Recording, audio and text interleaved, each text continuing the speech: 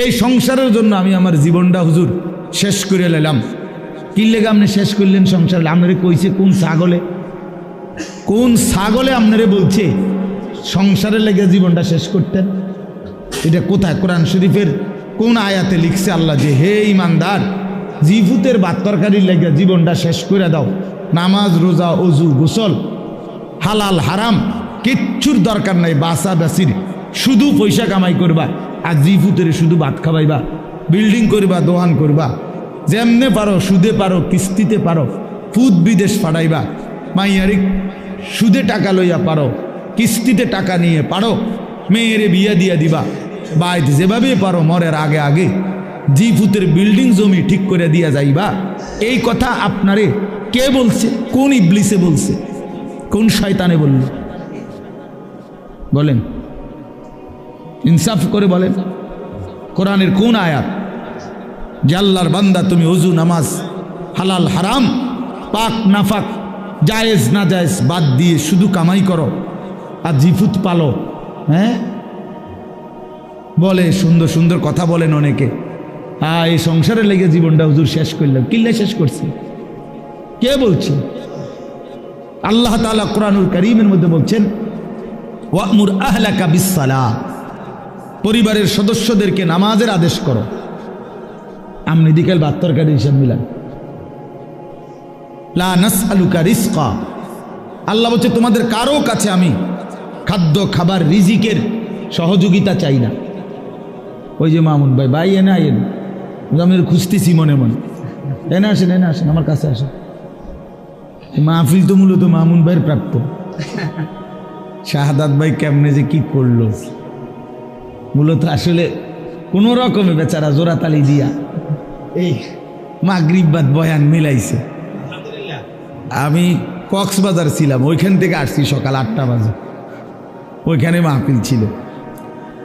যাই হোক, সব আলহামদুলিল্লাহ, আগামীতে ইনশাআল্লাহ ফিকির হবে ইনশাআল্লাহ। আপনাকে ফিল মনে ছিল আমার, আমি আসলে ডেটটা মিলাইতেই পারছি না, কোনোভাবেই মিলাইতে পারি না। জি, তো এই জন্য বললাম এই ইসলাহি মজলিস, ওয়াজ মাহফিল, মসজিদের জুমার বয়ান, সব কিছুর মধ্যে মাকসাদ বড় যে নিজের ইসলাম, নিজের আত্ম উপলব্ধি, নিজের বিবেকের একটা উপলব্ধি থাকতে হয় যে হায় আমি আসলে কে, আমি আসলাম কোত্থেকে, আমারে কে পাঠাইলেন, আমার কি করা উচিত, যিনি আমাকে বানাইলেন তিনি কি জন্য বানাইলেন, আমি যা করছি এটাই কি আমার কাজ ছিল নাকি আমার উপরে অন্য কোনো দায়িত্ব। হ্যাঁ, আমি প্রতিনিয়ত আমাদের চোখের সামনে যে মানুষগুলো মারা যাচ্ছে, তারা কেউ নিজের থেকে মরতে চায় নাই, কিন্তু কেউ থাকতেও পারে নাই। প্রতিদিন যারা চলে যায় প্রতিনিয়ত, তাদেরকে কে নিয়ে যায়, কোনখানে নিয়ে যায়, তাদের শেষ অবস্থা কি হবে?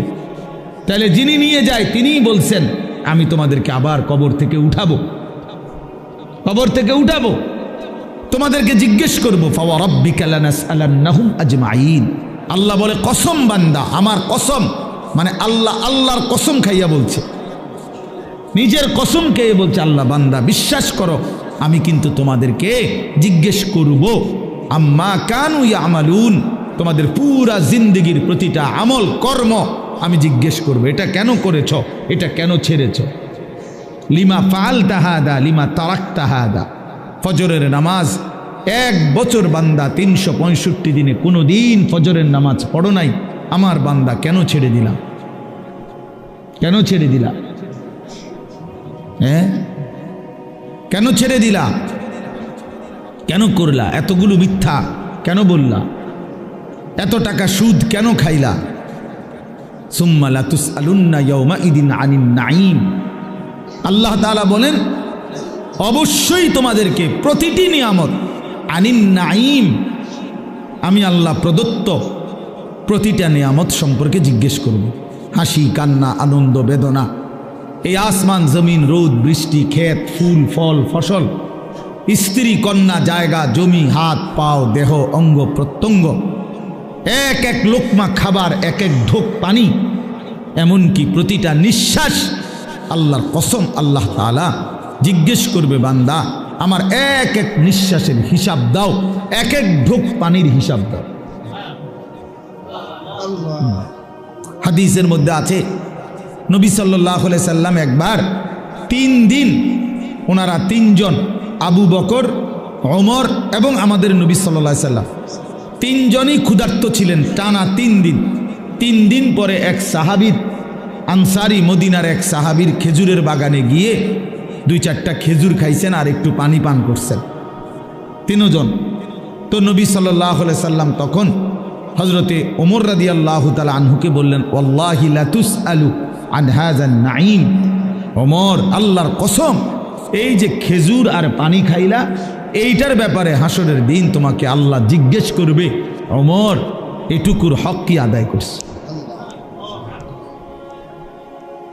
আজকের এই 3 দিন ক্ষুধার্ত থাকার পরের এই 1 ঢোক পানি আর এই 2টা খেজুরের হিসাব দিতে হবে। কিতাবে আছে হযরত ওমর রাদিয়াল্লাহু তাআলা আনহু অবাক হয়ে গেছেন, ইয়া রাসূলুল্লাহ, কি বলেন? ক্ষুধার্ত অবস্থায় 3 দিন পরে 2টা খেজুর খাইলাম আর একটু পানি পান করলাম, এটারও হিসাব দিতে হবে? আল্লাহর নবী বলেন, ওয়াল্লাহি লা তুসআলু, আল্লাহর কসম হিসাব দিতে হবে, লা তুসআলু, জিজ্ঞেস করা হবে। তাহলে এই পর্যন্ত 3 বেলা ভাত খাইছেন কয়দিন? মন মতো পানি পান করছেন কয়দিন? কত আইটেমের ফল ফলাদি খাইছেন কতদিন? বলেন। একটা সময় ছোটবেলায় আমাদেরও তো মনে আছে, আজ থেকে 30 বছর আগে, 25 বছর আগে 1 কেজি আঙ্গুর কেউ কোনো ঘরে কিনছে না। 1 পোয়া 1/2 পোয়া আঙ্গুর অসুস্থ রুগীর। আমার তো মনে আছে ছোটবেলায় আমার আব্বাই শুধু দেখতাম মালটা খাইতো, আব্বা অসুস্থ ছিল, আমরা তাকায় তাকায় থাকতাম। 1-8 পিস যদি কখনো দিত আব্বা মায়া করে, তো এতটুকু হইতে পারত, নাই তো স্বাভাবিকভাবে আমাদের জন্য আনছে, এমন ছিল না। এমনই ছিল 30 বছর আগে, এমনই ছিল। আঙ্গুর 100 গ্রাম 200 গ্রাম, হ্যাঁ, হাসপাতালে রুগী, হাসপাতালে তো ওই রুগীর জন্য পথ্য হিসাবে 100 গ্রাম আঙ্গুর কি নিয়ে গেছে, এমন না? কি বলেন চাচারা? এটা তো ছিল। তাইলে আজকে আলহামদুলিল্লাহ কি পরিমাণ ফল ফলাদি আমাদের বাচ্চারা খাইতেছে, আল্লাহ তাআলা কি পরিমাণ রিজিক দিচ্ছে আমাদেরকে। তো সেই রিজিকের কি কোনো হিসাব নিবে না? কথা বলেন না? তাহলে এই জন্য বাবা, আল্লাহ তাআলার এটা ওয়াদা, আমরা যদি এটা না বুঝি আমাদেরই বোকামি হবে। তোমরা যারা কিশোর তরুণ ছেলে অনেকেই আছো, কোনোভাবেই বুঝতে চাচ্ছ না। তুমি মনেই করো না যে তোমার যে মানুষ, তুমি যে মুসলমান, এবং তোমার যে 14 বছরের পর থেকে তোমরা যারা বালেগ হয়েছ, অর্থাৎ যাদের উপরে গোসল ফরজ হয়েছে, যাদের বীর্যপাত হয়, গোসল ফরজ হয়, সেদিন থেকেই তোমার হিসাব পুরাপুরি 100 তোমার প্রতিটা নিঃশ্বাসের হিসাব উঠতেছে আমল নামার মধ্যে। তাহলে তোমাকে এই বালেগ হওয়ার পর থেকে প্রথম সেকেন্ড থেকে তোমার হিসাব দিতে হবে। একটা চোখের দৃষ্টি, কতবার নারী দেখছো, ছবি দেখছো, নর্তকী দেখেছো, উলঙ্গ ছবি দেখেছো, প্রত্যেকটা পলক নজরের হিসাব দিতে হবে আল্লাহর কাছে। আল্লাহর কাছে প্রতিটা হাত পায়ের অঙ্গের নড়া চড়ার হিসাব আল্লাহ তাআলার কাছে দিতে হবে। আমাদের 16 বছর 18 20 25 বছরের ছেলে পেলে সে মনেই করে না কিছু, যে সে যে একটা মানুষ, সে যে একটা মুসলমান, সে যে আখেরাত আছে, আল্লাহ আছে, রসুল আছে, কোরআন আছে, কিচ্ছু বোঝে না, কিছুই বোঝে না। কি করে, কেন হাসে, কেন কাঁদে, কেন ঘুরতে আসে, কি করতে আসে, কি করে চুল, কি করে জামা, কি করতেছে, কার লগে আড্ডা দেয়, কেন আড্ডা দেয়, এত ছবি কেন উঠায়, এত ভিডিও কেন করে, কারে দেখাস বেটা, কে দেখে তোর এগুলা, কে দেখে, কার পাগলামি কে দেখে? নিজেই মোটরসাইকেল চালায় জোরে, আবার এটা নিজেরটাই নিজের সামনে ভিডিও লাগাই, এটা ভিডিও করে, এটা আবার ফেসবুকে দিল, মানুষে বাকি কিছু পাগলে চাইলো, এই পাগলের পাগলামি। আহা, এটা কথা হইল? মোটরসাইকেল চালানিও ভিডিও করতে হয়, সাইকেল চালানিও, পেশাব পায়খানাও তো ভিডিও করা উচিত, রোডা বদনাও তো ভিডিও করা উচিত। আহা, এত ফালতু একজন সুস্থ স্বাভাবিক মানুষের জীবন হতে পারে না। যাকে আল্লাহ তাআলা ন্যূনতম আকল দিয়েছেন। হ্যাঁ, কাউকে আল্লাহ তাআলার যখন লানত হয়, আমি এই জন্য প্রায় বলি, কারো উপরে যখন আল্লাহর লানত বর্ষণ হয় তো আল্লাহ তাআলা তার স্বাভাবিক আকল সরায় দেয়। আদাল্লাহুল্লাহু আলা ইলমিন, আল্লাহ তাকে তখন পথভ্রষ্ট করে দেয়। ওয়া খাতামা আলা সামঈহি ওয়া কলবি, আল্লাহ তাআলা তার কানে এবং অন্তরে মোহর মেরে দেয়। ওয়া জাআলা আলা বাসারিহি গিশাওয়া, আল্লাহ তার চোখের সামনে পর্দা ফেলে দেয়। ফলে আর সে কিছুই শুনে না, কিছুই বোঝে না, কারণ দিল তো বন্ধ, কানও বন্ধ, চোখও বন্ধ, আবদ্ধ। সে আর আলোর রাস্তা, হেদায়েতের রাস্তা দেখবে কোত্থেকে? সে জান্নাতের রাস্তা দেখবে কোত্থেকে? সে ডানে বামে যেদিকেই তাকায় তখন নারী দেখে, ছবি দেখে। সে যখনই হাঁটে চলে তো ছাতের কিছু অসৎ বন্ধু, চরিত্রহীন কিছু লম্পট, এগুলো সারাক্ষণ কোনো মেয়ের কথা, নারীর কথা, উলঙ্গ কথা, অশ্লীল কথা, গালি গালাজ, একটা আরেকটারে লাথি মারে, একটা আরেকটারে ধাক্কা মারে, একটা আরেকটারে দায়িত্ব ধরে। হ্যাঁ, এই নইলে বিশ্রী কুকুর বিড়ালও যে কথা বলে না, জন্তু জানোয়ারও যে কথা বলে না, এমন হাইওয়ান জানোয়ারের মতো কথাবার্তা বলে। নারী, ছবি, অশ্লীল উলঙ্গপনা, অশালীন অঙ্গভঙ্গি, খালাস। এভাবেই দিন শেষ। বাদ কতগুলো খাইছে, আবার জানোয়ার ঘুমায় গেছে। ভোর হইলে আবার জানোয়ার উঠছে। না এশার নামাজ, না ফজরের নামাজ, না জোহরের নামাজ, না আসরের নামাজ, কোনো নামাজের কোনো খবরই নাই। কারণ জানোয়ারের আবার নামাজ কি, কুকুরের আবার নামাজ কি, শুকরের আবার নামাজ কি, কুত্তা বিলের আবার নামাজ কি, জন্তু জানোয়ারের আবার সেজদা কি? বুঝেন নাই কথা? অতটি সিদ্ধান্ত নিছে যে আমি মানুষ হব না, আমি হব জানোয়ার, আমি হব কুকুর বিড়াল, আমি হব রাস্তার পশু। অতএব রাস্তার পশুর যেমন কোনো আল্লাহ নাই, বন্দিগি নাই, ইবাদত নাই, আমারও নাই, আমারও নাই, আমারও নাই। এই জন্য ছেলেরা, বাবারা, ছেলেদের দায়িত্ব তোমরা নিজেকে নিয়ে ভাবা কি করছো। বাবাদের দায়িত্ব আপনাদের ভাবা, আপনারা আপনাদের সন্তান গড়তেছেন নাকি কি করতেছেন? সন্তানরে কি করলেন? আপনি তো সংসার করছেন কইলেন। আমি তো সব সময় প্রতিদিন বলি যে সংসার বলতে কি বুঝলেন? আপনি যে কইলেন আমি আজকে 30 বছর সংসার করলাম, কিতা? খাট পালং সোফা ফার্নিচার রেনি সংসার কয় না বউ বাচ্চারে কয় সংসার? একটা মানুষ যদি বলে যে আমি পরিবার নিয়ে এনে বেড়াইতে আইছি, তো পরিবার নিয়ে বেড়াইতে আইলে এ কথা বললে তার মানে খাট সোফা টোফা বেটার ঘরের ফার্নিচার এটি লই আইছে বেড়াইতে, নাকি? কি কি নিয়ে আইছে? বউ বাচ্চা নিয়ে আইছে, এই না কথা বুঝায়।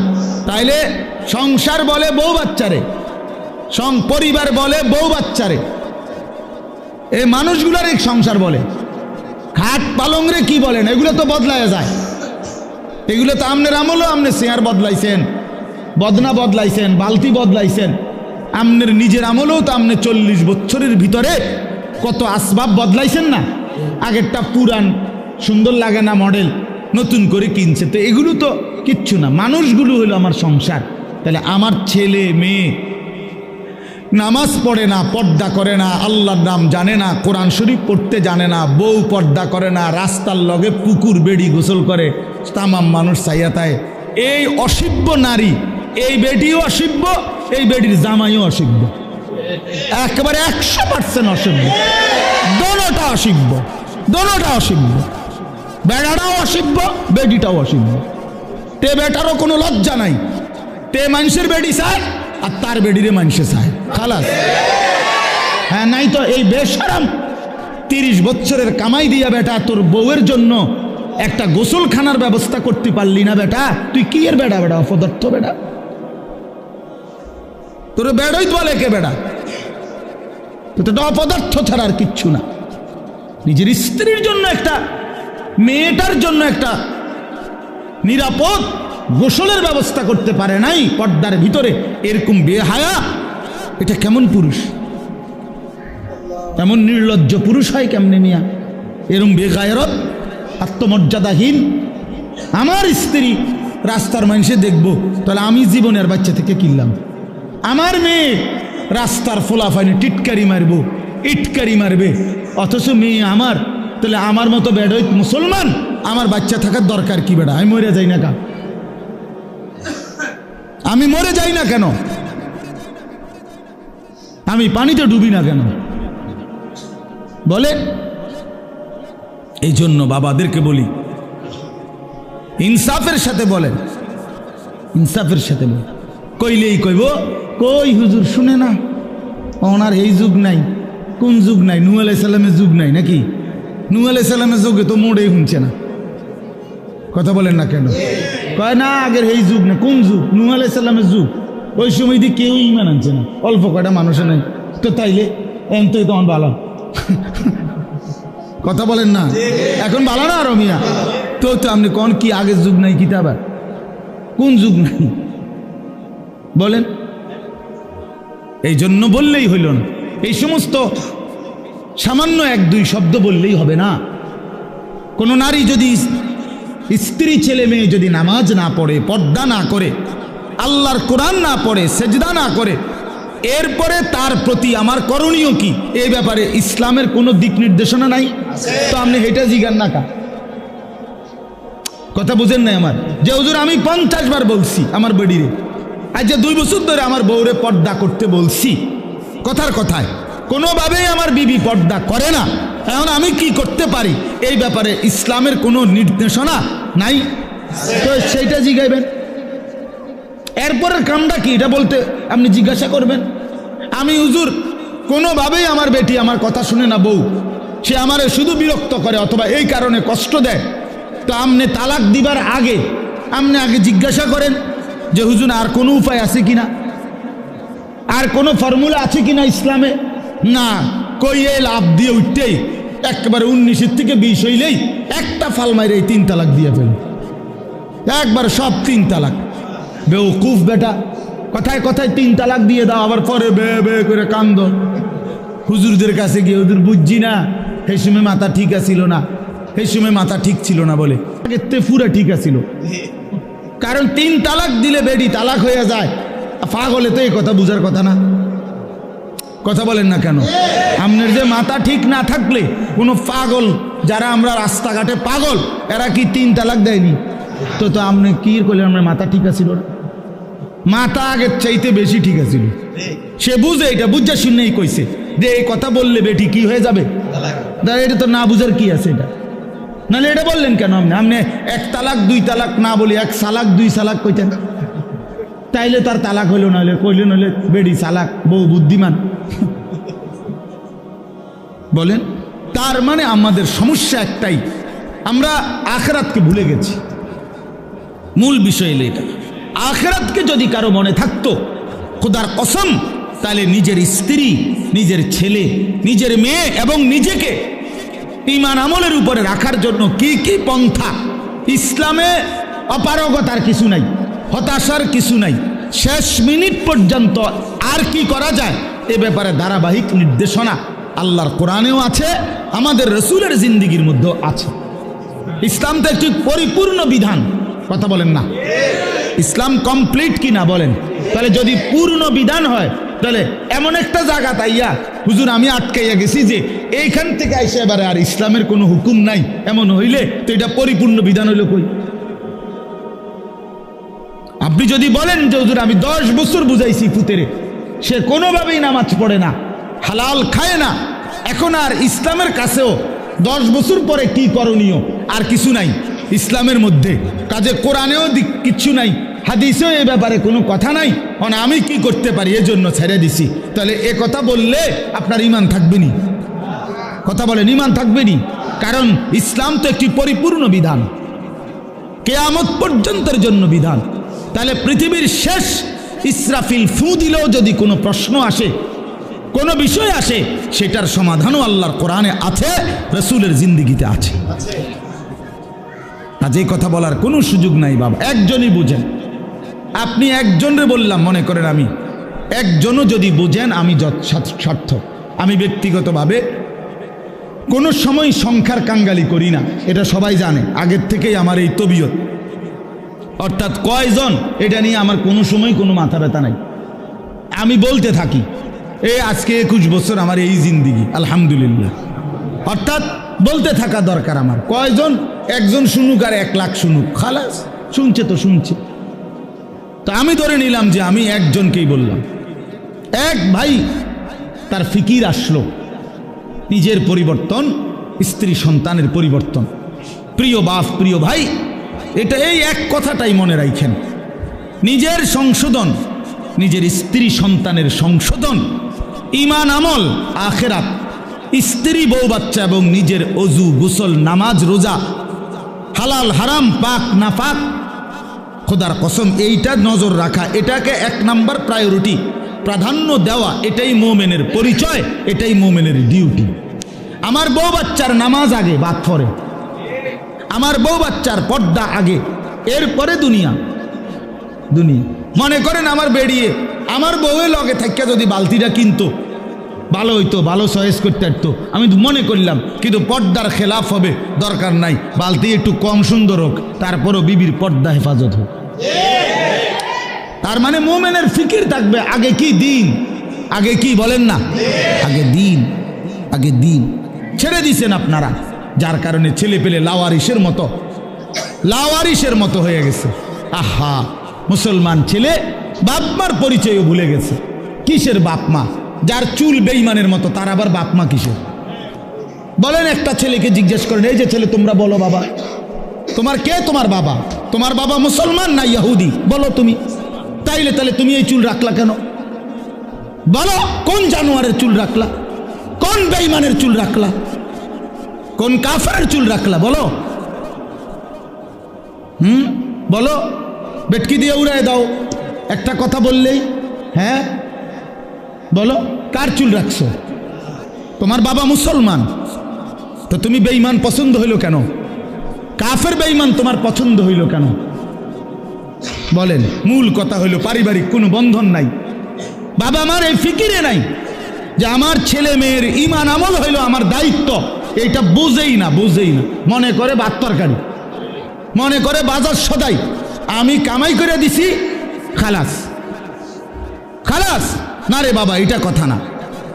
আমরা মুসলমান, আমাদের প্রথম ডিউটি আমার নিজের ঈমান আমল, আমার দ্বিতীয় ডিউটি আমার স্ত্রী সন্তানের ঈমান আমল। কু আনফুসাকুম, এই 1 নাম্বার। 2 নাম্বার, ওয়া আহলিকুম, পরিবারকে বাঁচাও। প্রথমে নিজেকে বাঁচাও জাহান্নাম থেকে, 2 নাম্বারে পরিবারকে বাঁচাও জাহান্নাম থেকে, 3 নাম্বার ওয়া আনদির আশিরাতাকাল আকরাবিন, আল্লাহ বলছে নিজের আত্মীয় স্বজন, নিকট আত্মীয় যারা, তাদেরকে বাঁচাও জাহান্নাম থেকে। 4 নাম্বার লিতুনদিরা উম্মাল কুরা ওয়া মান হাওলাহা, নিজ এলাকা যেটুকু, এই এলাকা এবং তার আশপাশের মানুষদেরকে আল্লাহর ভয়, আখিরাতের ভয় দেখাও। এই 4 নাম্বার। 5 নাম্বার কুনতুম খায়রা উম্মাতিন উখরিজাত লিন-নাস তা'মুরুনা বিল মা'রুফ ওয়া তানহাউনা আনিল মুনকার। এবার চেষ্টা করো সারা পৃথিবীর বিশ্ব মানবতাকে, সমস্ত মানুষকে আল্লাহর দিকে ফেরাবার চেষ্টা করো। খালাস, ইসলামের এই 5টা আমার দায়িত্ব বন্টন করে দিয়েছে কোরআন। 5টাই কোরআনের আয়াত। 1 নাম্বার নিজেকে বাঁচাও, 2 নাম্বার বউ বাচ্চাকে বাঁচাও, 3 নাম্বার আত্মীয় স্বজনকে বাঁচাও, 4 নাম্বারে নিজ গ্রাম মহল্লা এবং আশপাশের মানুষকে বাঁচাও, 5 নাম্বার সারা পৃথিবীর মানুষের ফিকির করো, সারা পৃথিবীকে বাঁচাবার চেষ্টা করো, সারা উম্মতে মুসলিমাকে বাঁচাবার চেষ্টা করো।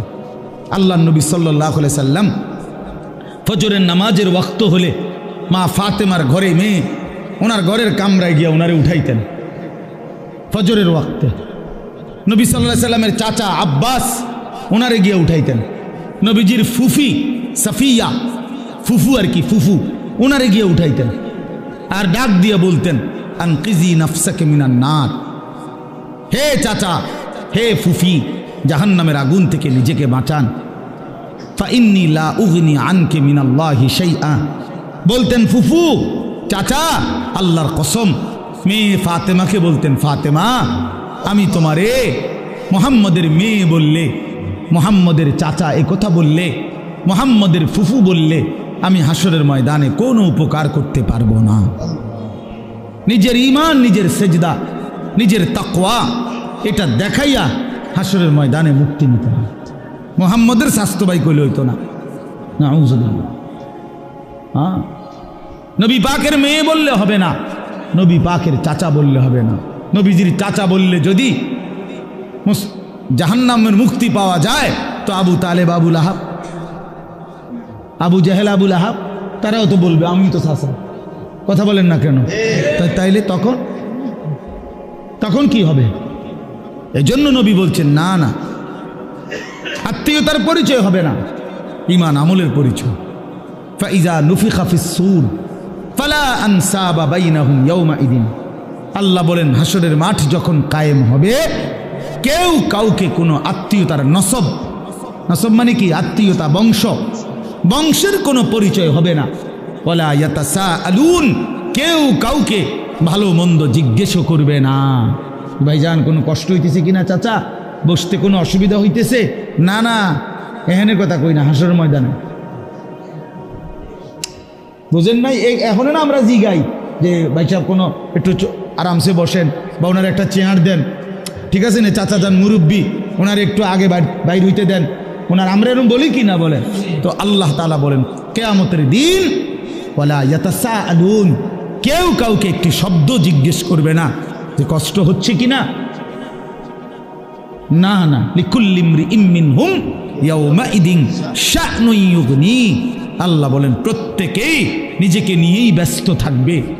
ইয়াওয়াদ্দুল মুজরিমু লাউ ইয়াফতাদি মিন আযাবি ইয়াওমাইদিন বিবানি ওয়া সাহিবাতিহি ওয়া আখি ওয়া ফাসিলাতিহি আল্লাতী তু'বি ওয়া মান ফিল আরদি জামিআ সুম্মা ইউনজি। বড় সাংঘাতিক আয়াত এটা। আল্লাহ বলে প্রত্যেকটা নাফরমান পাপী জাহান্নামী কিয়ামতের দিন আল্লাহকে বলবে, আল্লাহ আজকে এই হাসরের ময়দানে আপনি আমার ভাই, আমার স্ত্রী, আমার সন্তান, আমার মহল্লাবাসী, এমনকি গোটা পৃথিবীবাসীকে জাহান্নামে দিয়ে দেন, তবুও আমারে বাঁচায় দেন। ওয়ামান ফিল আরদি জামিআ, প্রয়োজনে জমিনের সমস্ত মানুষকে জাহান্নামে দেন। সুম্মা ইউনজি, তবু আমারে বাঁচিয়ে দেন। এমন আগুন আমি সইতে পারবো না মাওলা। কারণ কোরআন শরীফে আছে যে সরাসরি হাসরবাসী আখেরাতে হাসরের মাঠে ফেরেশতারা জাহান্নামকে টেনে আনবে। ওয়াজিআ ইয়াওমাইদিন বিজাহান্নাম, জাহান্নামকে দুই চোখে দেখবে মানুষ। এই দেখেই তখন প্রতিটা নাফরমান বলবে, মাওলা এমন ভয়ানক আগুন যেটা ধাউ ধাউ করে জ্বলতেছে, তীব্র জাহান্নামের গর্জন, টকবক করতেছে আগুন। আল্লাহর নবী বলবেন জাহান্নামের বিকট গর্জনে গোটা হাসরের ময়দানের ইমানদার নাফরমান, আরে নবী, আউলিয়া, সিদ্দিক পর্যন্ত চিৎকার দিয়া বলবে, ইয়া রব্বি নফসি নফসি। জিব্রাইলের মতো সাহাবী ফেরেশতাদের কোনো গুনাহই নাই, চিন্তাও নাই। সেই জিব্রাইলের মতো ফেরেশতা হাদিসে আছে হাসরের ময়দানে জাহান্নামের দিকে তাকাইয়া মাটির মধ্যে নিজের হাত বাইরেতে হাত বাড়ি দিতে করতে বলবে, ইয়া রব্বি সাল্লিম সাল্লিম, আয় মাওলা আমারে বাঁচান, আমারে বাঁচান, আমারে বাঁচান, আমাকে। আল্লাহ তাআলা বলেন কাল্লা, কিন্তু আল্লাহ বলে কখনোই না। ইন্নাহা লাযা, রব্বুল আলামিন বলেন এটা জ্বলন্ত ধাউ ধাউ করে প্রজ্বলিত আগুন। নাজ্জাতাল লিশ-শাওয়া, রব্বুল আলামিন বলেন নাফরমান এই মুহূর্তে জাহান্নামের আগুনে ফেলা হবে। প্রথম সেকেন্ডেই, প্রথম মিনিটেই নাজ্জাতাল লিশ-শাওয়া, সারা দেহের গোশত, চামড়া, হাড্ডি প্রথম মিনিটেই, এক সেকেন্ডেই একদম জ্বলে ভুনা হয়ে যাবে। নাজ্জাতান অর্থ এটা মাশওয়ি, মানে ফ্রাই হয়ে যাবে, ভুনা হয়ে যাবে, ভুনা এক মিনিটেই ভুনা হয়ে যাবে।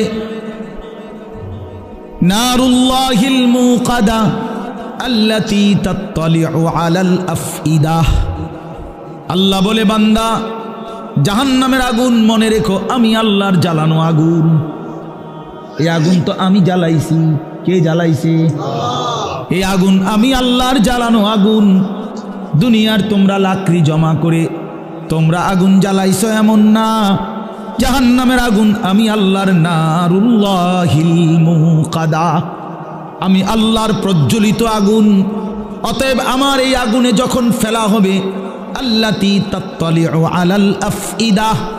দুনিয়ার আগুন যখন কারো দেহের মধ্যে লাগে, ছুটাছুটি করে কিংবা পানি দিয়ে যে কোনোভাবে যদি রক্ষা করা যায়, তাইলে হয়তো হাত পুড়ে গেছে বাকিটা বাইচা গেছে, পাও পুড়ে গেছে বাকিটা বাইচা গেছে, এমন হয় কি না?